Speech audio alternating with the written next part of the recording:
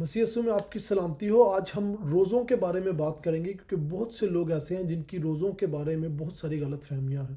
کچھ لوگ یہ سمجھتے ہیں کہ شاید 40 دنوں کا جو روزے کا پیریڈ ہے وہ بائبل کی تعلیمات ہیں، یا وہ یہ سمجھتے ہیں کہ یہ 40 دنوں کا روزوں کا پیریڈ جو ہے یہ ابتدائی رسولی کلیسیا کی تعلیمات ہے۔ آج ہم دیکھیں گے کہ کیا واقعی یہ ابتدائی رسولی کلیسیوں کی تعلیمات ہیں، یا بائبل مقدس اس کے بارے میں ہمیں حکم دیتی ہے کہ ہم 40 دنوں کا روزہ رکھیں، یا یہ ابتدائی چرچ کی کلیسیا کی روایات کا حصہ ہیں۔ ان سب کے بارے میں ہم دیکھیں گے کہ بائبل مقدس ہمیں کیا تعلیم دیتی ہے، چرچ کی جو ہسٹری ہے وہ ہمیں کیا بتاتی ہے، اور جو ابتدائی رسولی کلیسیا تھی ان کا روزوں کے متعلق کیا عقیدہ تھا۔ لہٰذا روزوں کے دوران سب سے زیادہ پوچھے جانے والا سوال یہ ہے کہ روزہ ہے کیا، اور یہ کیوں، کب، کیسے اور کہاں سے آغاز اس کا ہوا۔ اگر ہم ابتدائی مسیحی کلیسیا کا سب سے پرانا ڈاکومنٹ جسے ہم ڈائیڈیک کے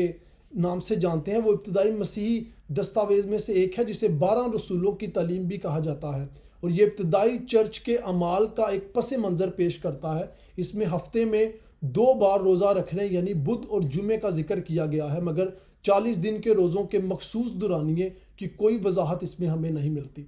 یہ دعا، روزہ اور شکر گزاری پر زور دیتا ہے، لیکن روزہ رکھنے کے عمل کو ابھی تک رسمی طور پر نہ ہی کلیسیا کی طرف سے اپنایا گیا اور نہ ہی کلیسیا کی طرف سے اس کی کوئی تعلیم دی گئی۔ لیکن سال 180 میں مسیحی چرچ کے فادر آئرینیس نے، جو کہ ایک مسیحی تھیولوجن بھی تھا، عید فصح یعنی قیامت المسیح سے پہلے روزہ رکھنے کا ذکر کیا، جو اس بات کی طرف نشاندہی کرتا ہے کہ اس کے ٹائم کے دوران روزہ رکھنے کا عمل جاری تھا، اور اگرچہ یہ مکمل طور پر منظم نہیں تھا، اس کی مکمل طور پر کوئی ترتیب نہیں دی گئی تھی، لیکن یہ یسوع مسیح کی قیامت المسیح کی تیاری کے طور پر روزے کی طرف اشارہ کرتا تھا، جو کہ آج کے 40 دن کے روزوں کی شکل میں ہمارے پاس نظر آتا ہے۔ لیکن ایک بات جو ہمارے لیے بہت انٹرسٹنگ ہے وہ یہ ہے کہ اس وقت 40 روزے جو رکھے جاتے تھے وہ یسوع مسیح کی قیامت المسیح کی عید کی تیاری کے لیے رکھے جاتے تھے، نہ کہ ایک ریلیجیس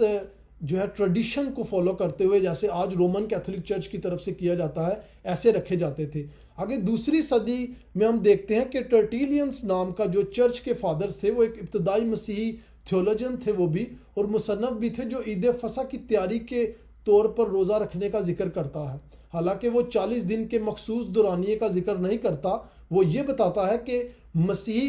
عید فصح سے پہلے ایک مدت کے لیے، یعنی کوئی ٹائم فریم، کوئی ٹائم پیریڈ مقرر نہیں تھا کہ وہ 40 دن ہی روزہ رکھیں یا 50 دن رکھیں یا 10 دن رکھیں، لیکن ایک مدت کے لیے بتایا جاتا ہے کہ وہ روزہ رکھتے تھے، جو یسوع مسیح کی قیامت المسیح کی عید کی تقریبات کے لیے توبہ کی تیاری کی طرف اشارہ تھا، یعنی یسوع مسیح کی عید منانے کی تیاری کی طرف اشارہ تھا۔ اس کے بعد 250 عیسوی میں اوریگن جو ایک چرچ کا فادر تھا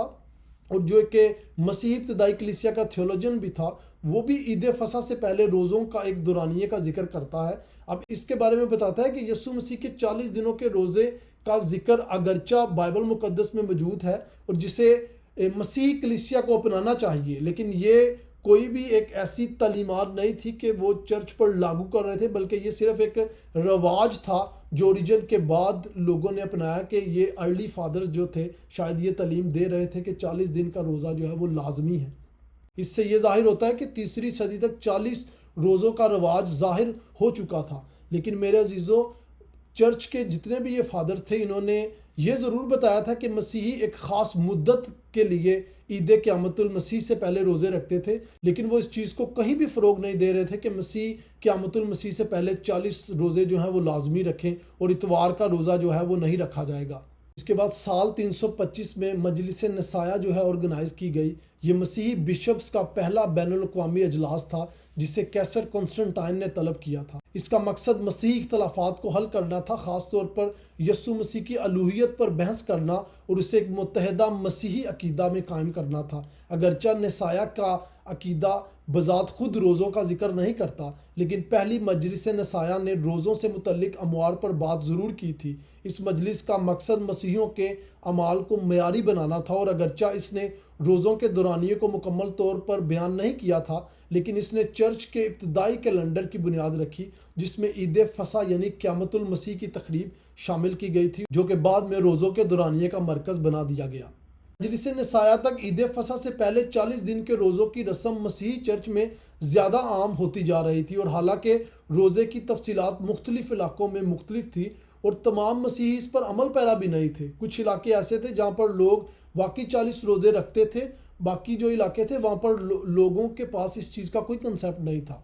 مزید چوتھی صدی کے وسط تک، خاص طور پر مجلس نسایا کے بعد، غالباً مجلس لودیسیا میں 40 دن کے روزے زیادہ باقاعدہ ہو گئے، جس میں انسان ساختہ روایات اور غذائی قوانین شامل کیے گئے کہ اس چیز کو مت کھانا، اس چیز کو مت چکھنا، یہ نہ کرنا، وہ نہ کرنا۔ یہ ساری رسومات جو انسان کی اپنی بنائی ہوئی تھی، نہ کہ ببلیکل تھی، ان کو اپنایا گیا، جن کا بائبل کی تعلیمات سے کوئی تعلق نہ تھا۔ مسیحی تھیولوجن سینٹ ایتھنسس جو تھے، جنہوں نے اس کو بڑا فروغ دیا اور جنہوں نے یسوع مسیح کے بیابان میں گزرے وقت کی مثال دیتے ہوئے 40 دن کے روزوں کی حمایت کی، اور یوں یہ عمل زیادہ وسیع پیمانے پر مسیحی کلیسیا میں اپنایا جانے لگا۔ 5ویں صدی میں اس وقت تک عید قیامت المسیح سے پہلے 40 دنوں کے روزوں کا عمل مسیحی کلیسیا میں وسیع پیمانے پر اپنایا جانے لگا۔ روزے کے مخصوص قوانین جیسے کہ گوشت اور دودھ سے پرہیز کرنا کی تشکیل شروع ہو گئی، اور بڑے پیمانے پر جو مسیحی تھے اس پر عمل پیرا ہونے لگ گئے۔ اسی دوران کچھ مختلف طریقے بھی سامنے آنے لگے، جن میں بعض علاقوں میں روزے کے دورانیے کو کم کیا گیا، یا روزے کے دورانیے میں بعض علاقوں کی نسبتاً جو تھا فرق کیا گیا۔ اور جیسے جیسے رومن کیتھولک چرچ ترقی کرتا گیا، روزوں کا کنسیپٹ اور روزوں کے متعلق تعلیمات بھی ویسے ویسے بدلتی گئی۔ 15ویں صدی کے وسطی دور میں روزوں کو مزید معیاری بنایا گیا، خاص طور پر رومن کیتھولک چرچ میں روزے کو زیادہ سختی سے اپنایا جانے لگا، جس میں مخصوص کھانوں سے پرہیز اور زیادہ سخت رسومات شامل تھیں۔ اس دوران کچھ کام یا کھانوں کو چھوڑ دینا ایک عام روزے کی مشق میں شامل کیا گیا۔ مزید اگر ہم دیکھیں کہ مسیح ابتدائی کیتھولک کلیسیا، جب میں کیتھولک کہتا ہوں تو اس کا بالکل مطلب نہیں کہ میں رومن کیتھولک چرچ کی بات کر رہا ہوں۔ کیتھولک کا مطلب ہے کہ عالمگیر کلیسیا۔ تو جو مسیح عالمگیر رسولی کلیسیا تھی، ان کی تعلیمات روزے کے بارے میں کیا تھی، اور وہ کیسے روزے رکھتے تھے، اور جو آج کا جدید رومن کیتھولک روزے رکھتے ہیں، ان میں کیا فرق ہے، ہم اس کے بارے میں مزید دیکھیں گے تفصیل کے ساتھ۔ اگر ہم دیکھیں تو روزوں کا جو دورانیہ تھا، جو ابتدائی مسیحی کلیسیا رکھتی تھی، وہ بدھ اور جمعے کے دن روزہ رکھنے کی ترکیب دی جاتی تھی اس میں، تاکہ فقی فریسیوں سے اور منافقین سے الگ دکھائی دے جو منگل اور جمعرات کو روزہ رکھتے تھے۔ روزے کی کوئی مخصوص مدت مقرر نہیں تھی اس وقت، اور یہ قیامت المسیح کی تیاری کے طور پر رکھے جاتے تھے، اور نہ ہی اب تک 40 دن کے روزوں کے دورانیے کا کوئی تصور موجود تھا، کیونکہ یہ 4 صدی کے قریب معیاری طور پر قائم کیا گیا تھا۔ دوسری طرف اگر ہم رومن کیتھولک چرچ میں دیکھیں تو رومن کیتھولک چرچ 40 دن کے روزے مناتی ہے، جن میں اتوار کے دن کو شمار نہیں کیا جاتا۔ یہ راک کے بدھ سے شروع ہو کر قیامت المسیح کے اتوار سے پہلے ہفتے کو ختم ہوتا ہے، اور اس میں انسان ساختہ رسومات جیسے راک کا بدھ منانا اور بعض کھانے پینے کی چیزوں سے پرہیز کرنا شامل ہے۔ مزید ابتدائی کلیسیا کی روزے کے بارے میں پرہیزگاری اور اجتنابات کے بارے میں کیا تعلیمات تھیں؟ اگر ہم دیکھیں تو ابتدائی چرچ میں روزے کے کوئی سخت قوانین موجود نہیں تھے۔ کچھ مسیحی کمیونٹیز بدھ اور جمعہ کے مخصوص دن میں یا دن کے کچھ حصہ میں روزہ رکھتی تھی۔ ان کی توجہ توبہ اور روحانی تیاری پر زیادہ ہوتی تھی، نہ کہ سخت غذائی قوانین پر۔ دوسری طرف رومن کیتھولک چرچ جو ہے وہ روزے کے دوران مخصوص پرہیزگاری اور اجتنابات کی تعلیم دیتی ہے، جیسے روزوں کے دوران جمعہ کو گوشت اور اکثر دودھ سے پرہیز کرنا، جو زیادہ تر غیر مسیحی رسم و رواج پر مرکوز ہے، نہ کہ روزے کے گہرے روحانی مقصد پر۔ مزید اگر ہم روزوں کے دوران عبادات کے بارے میں بات کریں تو ابتدائی مسیحی دعا اور جماعتی عبادت کے لیے جمع ہوتی تھی، لیکن روزوں کے موجودہ عبادتی کیلنڈر کی طرح کوئی رسمی نظام موجود نہیں تھا۔ روزے کے آغاز کے لیے راک کے بدھ یا سر پر راکھ لگانے جیسی کوئی غیر مسیحی رسومات نہیں کی جاتی تھی، لیکن دوسری طرف رومن کیتھولک چرچ کی جانب سے جو تھی وہ ایک پروپر عبادتی رسومات واضح طور پر پیش کی گئیں، جن میں راکھ کا بدھ، روزوں کا پہلا بدھ جو ہوتا ہے، شامل کیا گیا، جب لوگ راکھ کو توبہ اور موت کے نشان کے طور پر اپنی پیشانی پر لگواتے تھے، اور روزوں کے دوران کلیسیا خصوصی عبادات جیسے کہ صلیبی 14 مقام اور عید قیامت المسیح کی تیاری کے لیے مقدس ہفتہ کو مناتی ہے۔ اگر ہم ان کی تھیولوجیکل اہمیت دیکھیں تو ابتدائی مسیحی کلیسیا روزوں کا مقصد بنیادی طور پر روزے اور عبادت کے ذریعے قیامت المسیح یعنی یسوع مسیح کے جی اٹھنے کی تقریبات کی تیاری کے لیے کرتی تھی۔ روزوں کے دوران روزوں کے متعلق عمومی کوئی تعلیم نہیں دی جاتی تھی، بلکہ یہ روحانی اصلاح اور پاکیزگی کا ایک انتہائی اہم وقت سمجھا جاتا تھا۔ دوسری طرف رومن کیتھولک چرچ میں روزے ایک ایسا موقع ہوتا ہے جس میں لوگ اپنی جسمانی بھوک پیاس سے مسیح کی تکلیفوں کو یاد کرتے ہیں اور غیر مسیحی رسومات جیسا کہ پیشانی پر راکھ لگوانا، مخصوص کھانے اور دودھ سے پرہیز کرنا جیسی رسومات پر توجہ مرکوز کرتے ہیں۔ لہٰذا روزے کے بارے میں بائبل مقدس کی کیا تعلیمات ہیں اور اس کا کیا طریقہ ہے اور اس کی کیا اہمیت ہے، کیونکہ بہت سے لوگ اس کی اہمیت کو نہ سمجھتے ہوئے اسے ضروری نہیں سمجھتے، جبکہ کچھ اسے مکمل طور پر بے معنی قرار دیتے ہیں۔ جہاں اس کا صحیح استعمال معلوم نہیں ہوتا میرے عزیزو، وہاں جہالت میں مبتلا ہونا ایک آسان سی بات ہے۔ ایک مقدس اور جائز روزے کے 3 اہم مقاصد ہیں۔ سب سے پہلا یہ کہ ہم اسے جسم کی خواہشات کو ختم کرنے اور قابو کرنے کے لیے استعمال کرتے ہیں تاکہ یہ بے لگام نہ ہو، یعنی ہمارا جسم بے لگام نہ ہو، ایک ترتیب میں خدا کی عبادت میں مصروف رہے۔ دوسرا یہ کہ یہ دعا اور روحانی غور و فکر میں بہتر تیاری کے لیے استعمال ہوتا تھا۔ تیسرا یہ کہ جب ہم اپنے گناہوں کا اقرار کرتے ہیں تو خدا کے سامنے خود کو عاجز کرنے کا ثبوت دینے کے لیے ہم روزہ رکھتے ہیں۔ اگرچہ پہلا مقصد عام طور پر عوامی روزوں میں زیادہ نہیں دیکھا جاتا کیونکہ سب کی جسمانی حالت اور صحت ایک جیسی نہیں ہوتی، اس لیے یہ زیادہ تر نجی روزوں پر لاگو ہوتا ہے۔ دوسرا مقصد دونوں میں مشترک ہے کیونکہ دعا کے لیے تیاری پورے چرچ کے لیے ضروری ہے، جیسا کہ ہر فرد کے لیے بھی روزہ رکھنا ضروری ہے دعا کی غرض سے۔ تیسرے مقصد کے بارے میں بھی یہی بات کہی جا سکتی ہے کیونکہ کبھی کبھار خدا کسی قوم کو جنگ، وبا یا کسی اور مصیبت سے سزا دیتا ہے۔ ایسی عوامی عذاب کی حالت میں سارے لوگوں پر فرض ہے کہ وہ اپنے گناہوں کا اعتراف کریں اور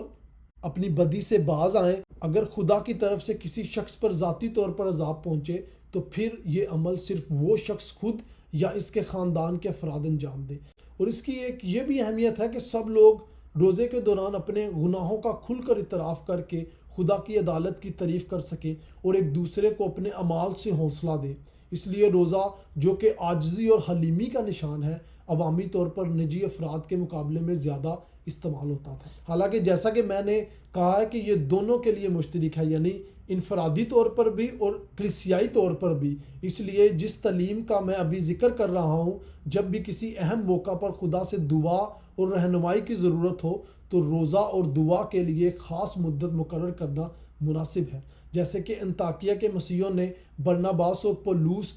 کو روزہ رکھ کر اور دعا کر کے رخصت کیا تاکہ وہ اپنی خدمت کو بہتر طریقے سے پیش کر سکیں، جو بہت اہم تھی میرے عزیزو۔ انہوں نے روزہ اور دعا کے ساتھ یہ عمل کیا، اور یہ بات ہمیں اعمال 13 باب اس کی 3 آیت میں ہمیں ملتی ہے کہ یہ دونوں رسول آگے جب انہوں نے کلیسیاؤں کے لیے خادمین کو مقرر کیا تو وہ دعا اور روزے کا استعمال کرتے تھے۔ اعمال 14 باب اس کی 23 آیت ہمیں یہ تفصیل سے بیان کرتی ہے۔ عمومی طور پر ان کا روزہ رکھنے کا مقصد صرف یہ تھا کہ وہ دعا کے لیے زیادہ متحرک اور بے فکر ہو جائیں، یعنی ان کا دھیان زیادہ جو ہے وہ خدا کی پرستش اور خدا کی دعا میں ہو، نہ کہ ادھر ادھر کی باتوں میں یا کھانے پینے کی چیزوں میں۔ ہم خود بھی اس چیز کا تجربہ کر سکتے ہیں کہ کھانے کے بعد دماغ اتنی شدت سے خدا کی طرف نہیں اٹھتا جیسے ایک پرجوش اور لگن سے بھرپور دعا میں ہوتا ہے۔ اسی معنی میں لوکا کی انجیل اس کا 2 باب اور اس کی 37 آیت کے حوالے کو سمجھنا چاہیے، جس میں وہ بیان کرتا ہے کہ حنا جو دن رات روزوں اور دعاؤں سے خدا کی عبادت کرتی تھی۔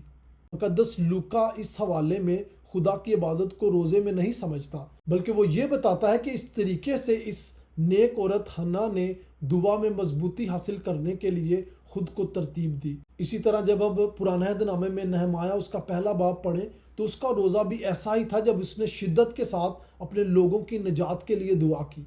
تو میرے عزیزوں، ہمیں اس چیز پر بڑا غور کرنا چاہیے کہ کیا آیا ہمارے جو روزے جو آج ہم رکھتے ہیں اور جو ہمیں روزوں کے بارے میں تعلیمات دی جاتی ہے، کیا یہ توہم پرستی کی طرف تو نہیں ہمیں لے کر جاتی؟ کیونکہ روزوں سے متعلق سب سے پہلا کام جس سے ہمیں بچنا چاہیے وہ توہم پرستی کا پھیلاؤ ہے، جیسا کہ کچھ ابتدائی کلیسیاؤں میں ہوا اور جس سے چرچ کو بہت زیادہ نقصان پہنچا کہ روزہ بالکل نہ رکھا جاتا، بجائے اس کے کہ اسے غلط طریقے سے سمجھا جاتا یا استعمال کیا جاتا، لیکن ساتھ ہی اس سے غلط اور نقصان دہ خیالات سے آلودہ کر دیا جاتا ہے جن میں دنیا بار بار مبتلا ہو رہی ہے، جب تک کہ پادری ان کا مقابلہ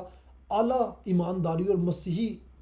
تعلیمات اور مسیحی سمجھداری کے ساتھ نہ کریں۔ سب سے پہلی بات یہ ہے کہ پادری کلیسیا کو ہمیشہ یوئیل نبی کی نصیحت یاد دلوائیں. جب یوئیل نبی یہ کہتا ہے یوئیل 2 باب اس کی 13 آیت میں کہ اپنا دل پھاڑو نہ کہ اپنے کپڑے پھاڑو، یعنی اپنے سر پر راکھ نہ ڈالو بلکہ خود کو عاجز کرو، اپنے دل کو عاجز کرو، لوگوں کو دکھانے کے لیے نہیں بلکہ خدا کو دکھانے کے لیے، تاکہ آپ کا دھیان زیادہ جو ہے خدا کی عبادت اور دعا میں لگے، نہ کہ ادھر ادھر کی رسم و رواج میں اور ادھر ادھر کی باتوں میں. اور پادری صاحبان کو یوئیل نبی کی نصیحت کو یاد دلواتے ہوئے یہی بیان کرنا چاہیے کہ روزہ خود میں خدا کی نظر میں زیادہ قیمتی نہیں ہے جب تک کہ دل کی اندرونی سچی محبت اور گناہ اپنے آپ سے سچی ناراضگی یعنی سچی عاجزی اور حلیمی اور خدا کے خوف سے سچی غمگینگی کے ساتھ نہ ہو. حقیقت میں روزہ کسی اور مقصد کے لیے مفید ہی نہیں ہے میرے عزیزو، سوائے اس کے کہ ان تمام چیزوں کے ساتھ ایک کم تر مدد کے طور پر استعمال کیا جائے. یعنی روزہ ہمارے لیے ایک ایسی مدد ہے کہ جس میں ہمارا فوکس، ہمارا دھیان جو ہے وہ دعا اور عبادت میں ہوتا ہے. لیکن اگر کوئی شخص یہ سمجھتا ہے کہ روزہ جو ہے وہ خود سے ایک عبادت ہے تو یہ مسیحی تعلیمات نہیں ہے، کیونکہ خدا سب سے زیادہ نفرت اس بات سے کرتا ہے کہ جب انسان اپنے دل کی سچائی کی جگہ ظاہری علامتوں اور دکھاوے کے ذریعے اپنے آپ کو چھپانے کی کوشش کرتے ہیں. اسی لیے یسایہ نے یہودیوں کی منافقت کے خلاف شدید تنقید کی، جو سمجھتے تھے کہ انہوں نے خدا کو شاید خوش کر لیا ہے جب انہوں نے صرف روزہ رکھا، چاہے ان کے دلوں میں کتنے ہی ناپاک خیالات اور گناہ ہوں. اور اسی لیے خدا جو ہے وہ یسایہ میں کہتا ہے کہ کیا یہی روزہ ہے جو میں نے چنا ہے؟ لہٰذا منافقوں کا روزہ نہ صرف بے فائدہ اور غیر ضروری تھکاوٹ ہے بلکہ سب سے بڑی نفرت کا باعث بھی ہے میرے عزیزو. اس کے ساتھ ایک اور غلطی جو بہت بڑی ہے جس سے ہمیشہ ہمیں بچنا چاہیے وہ یہ ہے کہ روزے کو ایک نیک عمل یا خدائی عبادت سمجھنا، کیونکہ یہ ایک ایسا عمل ہے جو خود میں اہمیت نہیں رکھتا اور اس کی کوئی حقیقت نہیں جب تک کہ ان مقاصد کے مطابق نہ ہو جن کے لیے روزہ رکھا جاتا ہے. اس لیے روزے کو خدا کے حکم کے ساتھ ملا دینا یہ ہمیں توہم پرستی کی طرف جو ہے وہ آگے لے کر چلتا ہے. ایسا قدیم وقت میں مینیکیوں کا خیال تھا جن کو رد کرتے ہوئے سینٹ اگسٹن نے واضح طور پر یہ تعلیمات دی تھی کہ روزہ انہی مقاصد کے مطابق جانچا جائے جن کا میں نے آلریڈی آپ کو بتایا ہے. اور خدا روزے کو تبھی قبول کرتا ہے جب ایک مقصد کے ساتھ روزہ رکھا جائے. مزید ایک اور غلطی جو اتنی گمراہ کن نہیں ہے لیکن خطرناک ضرور ہے وہ یہ ہے کہ روزے کو ایک اہم عمل کے طور پر سختی سے فرض کیا جائے اور اس کی اتنی زیادہ تعریف کی جائے کہ لوگ یہ سمجھے کہ شاید روزہ رکھ کر انہوں نے بہت بڑا ایک اچھا اور عظیم کام کیا ہے. اس لحاظ سے ہم بعض کلیسیائی مصنفین کو روزوں کے متعلق توہم پرستی کے بیج بونے سے مکمل طور پر معذرت کرنے کی ہمت نہیں دیتے، کیونکہ انہوں نے توہم پرستی کے بیج بوئے اور بعد میں جو ظلم بڑھا اس کا سبب وہی ٹھہرے. انہی کی تعلیمات کی بدولت جو چرچ کا ٹریڈیشن بن گیا کہ آج ہم پر لاگو ہے یہ کہ 40 دن کا روزہ جو ہے وہ یسوع مسیح کی قیامت المسیح کی عید سے پہلے لوگ مناتے ہیں. لیکن میرے عزیزو بہت کم ہی ہمیں روزے کے بارے میں صحیح تعلیمات سننے کو ملتی ہے یا دیکھنے کو ملتی ہے کہ لوگ اس پر کومنٹس کرتے ہیں لیکن اکثر ہمیں اس کی بیجا تعریفیں ہی ملتی ہیں عموماً جب اسے ایک عظیم فضیلت اور ایک بہت عمدہ اور ایک عظیم عبادت کے طور پر بیان کیا جاتا ہے. لیکن جیسے میں نے پہلے بتایا ہے کہ روزہ جو ہے وہ اپنے آپ میں کوئی عبادت نہیں ہے اور نہ ہی بے مقصد روزے خدا کو پسند ہے اور نہ ہی خدا نے بے مقصد روزوں کا حکم دیا ہے. روزہ ہمیشہ خدا کی تعلیمات کے مطابق ایک خاص مقصد کے لیے ہے اور اس کا مطلب جو ہے روزے کا وہ یہ ہے کہ ہمارا دھیان جو ہے وہ دنیا کی ادھر ادھر کی چیزوں سے نکل کر خدا کی عبادت اور دعا میں جو ہے وہ لگا رہے. مختصراً یہ کہ ہم کسی ایسے تاریخی رواج یا رسم کو نہیں مانتے جس میں یہ سکھایا گیا کہ ہم اپنے خدا کو خوش کرنے یا اس کی نظر میں اپنی رضامندی حاصل کرنے کے لیے خود کو تکلیف پہنچائیں یا کھانے پینے سے پرہیز کریں. اور یہی وجہ ہے کہ مسیحیوں کے لیے روزے کا حکم جو ہے وہ لازمی نہیں ہے کہ ہم لازمی روزہ رکھیں کہ روزے ہم پر فرض ہیں، کیونکہ ہم جانتے ہیں کہ خدا نے ہمیں اپنی رحمت سے نوازا ہے. جب ہم یسوع مسیح کی قربانی پر غور کرتے ہیں جو اس نے ہمارے لیے صلیب پر دی، اور پولس رسول کلسیوں کی کلیسیا کے نام کے خط میں ہمیں کیا ہی عظیم حوصلہ افزائی کے الفاظ پیش کرتا ہے جب وہ کہتا ہے کہ پس جس طرح تم نے مسیح یسوع خداوند کو قبول کیا اسی طرح اس میں چلتے رہو اور اس میں جڑ پکڑتے اور تعمیر ہوتے جاؤ، اور جس طرح تم نے تعلیم پائی اسی طرح ایمان میں مضبوط رہو اور خوب شکر گزاری کیا کرو۔ لہٰذا ہم پر لازم نہیں ہے کہ ہم انسانوں کے بنائے ہوئے رواجوں کو اپنائیں اور اپنے سر پر راکھ ڈالیں یا اپنے آپ کو اداس بنائیں یا خود کو تکلیف دیں یا خود کو کھانے پینے سے جو ہے وہ پرہیز کریں، کیونکہ میرے عزیزوں ہمارے لیے مسیح یسوع کی صلیب دکھ اور تکلیف کا ٹائم نہیں ہے، بلکہ ہمارے لیے یہ خوشی اور مسرت کا ٹائم ہے کہ ہمارا نجات دہندہ ہمارے گناہوں کے لیے مرا اور ہمارے گناہوں کے لیے مصلوب ہوا، تاکہ وہ سزا جو ہم پر آنی تھی اس نے ہمارے لیے لے لی۔ اگر ہم آج بھی اس سزا کو، جس سزا کو یسوع مسیح نے اپنے پر لے لیا، اگر ہم اسی سزا کو پھر دہرائیں تو پھر یسوع مسیح کا ہماری خاطر سزا اٹھانا اس کا فائدہ کیا تھا؟ لہٰذا ہمارے لیے جو پیغام ہے خداوند یسوع مسیح کا وہ یہ ہے کہ ہر وقت خوش رہو اور بلا ناغہ دعا کرو۔ یہ ہمارے لیے پیغام ہے، نہ کہ ہمیں یہ حکم ہے کہ ہم اپنے چہروں کو اداس بنا لیں، اپنے سروں پر راکھ ڈال لیں، خود کو کھانے پینے سے پرہیز کریں۔ ایسی کوئی تعلیم یسوع مسیح کی نہیں ہے۔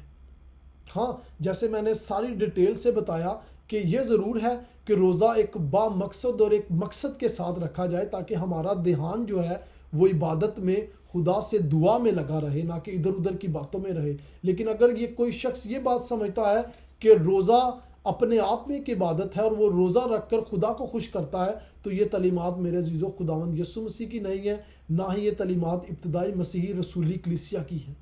لہٰذا ہم پر یہ لازم نہیں ہے کہ ہم لوگوں کے اعمال کی پیروی کریں تاکہ اپنی راست بازی حاصل کر سکیں، کیونکہ ایسا سوچنا بھی ہمارے خدا کے نزدیک نفرت کا باعث ہے۔ جیسا کہ مسیح کو بے رحمی سے صلیب پر چڑھایا گیا اور اس نے وہاں ہمارے گناہوں کے لیے جان دی، اور اس کی جلالی کی آمد ہماری فتح کی علامت ہے کہ اس نے دنیا کی تمام طاقتوں کے سامنے ہماری راست بازی کا پرچم جو ہے وہ ساری کائنات کے سامنے لہرا دیا۔ وہ اکیلا ہی ہماری راست بازی ہے۔ ہم اپنی راست بازی کے لیے نہ ہی کوئی ایسا اچھا کام کر سکتے ہیں، نہ دعاؤں سے، نہ روزوں سے، نہ اپنی ریاضت سے یا کوئی بھی اور مذہبی رسومات پورا کرنے سے ہم راست باز ٹھہرا سکتے ہیں، کیونکہ ہماری راست بازی صرف اور صرف یسوع مسیح اور واحد یسوع مسیح ہے۔ اور ہماری نجات کا وسیلہ ہمارے کوئی اچھے کام، ہمارے روزے رکھنے، بہت لمبی لمبی دعائیں کرنے سے نہیں ملتی۔ ہماری نجات صرف اور صرف یسوع مسیح پر ایمان کے وسیلہ سے ہے۔ اگر کوئی شخص یہ سمجھتا ہے کہ یسوع مسیح پر ایمان رکھنا اور ساتھ میں روزے رکھنے، اچھے کام کرنے کے وسیلہ سے ہمیں نجات ملی ہے، تو وہ شخص جو ہے انجیل کی تعلیمات کو سمجھتا ہی نہیں ہے، کیونکہ بائبل مقدس کی انجیل کی تعلیمات یہ ہے کہ نجات ہمیں خداوند باپ کے فضل کے وسیلہ سے، یسوع مسیح پر ایمان کے وسیلہ سے ملی ہے۔ یعنی ہماری نجات کا جو واحد منبع، ہماری راست بازی کا جو واحد منبع ہے، وہ صرف اور صرف یسوع مسیح ناصری ہے، نہ کہ ہمارے کام، نہ کہ ہمارے روزے رکھنے، نہ کہ ہماری بڑی بڑی باتیں کرنے، دعائیں کرنے۔ ہاں، ہمیں اچھے کاموں کا حکم ہے، لیکن وہ اچھے کاموں کے وسیلے سے ہمیں نجات نہیں ملتی، بلکہ اچھے کام ہماری نجات کا ثبوت ہے کہ ہم نجات یافتہ ہیں۔ مجھے امید ہے کہ یہ ساری باتوں نے آپ کو انکریج کیا ہوگا، آپ کی کافی مدد کی ہوگی روزے کو سمجھنے کے لیے۔ اگر پھر بھی آپ کا کوئی کویشچن ہے، کوئی کومنٹس ہے، تو مجھ سے ضرور رابطہ کریے گا۔ مسیح یسوع میں آپ سب کی سلامتی ہو۔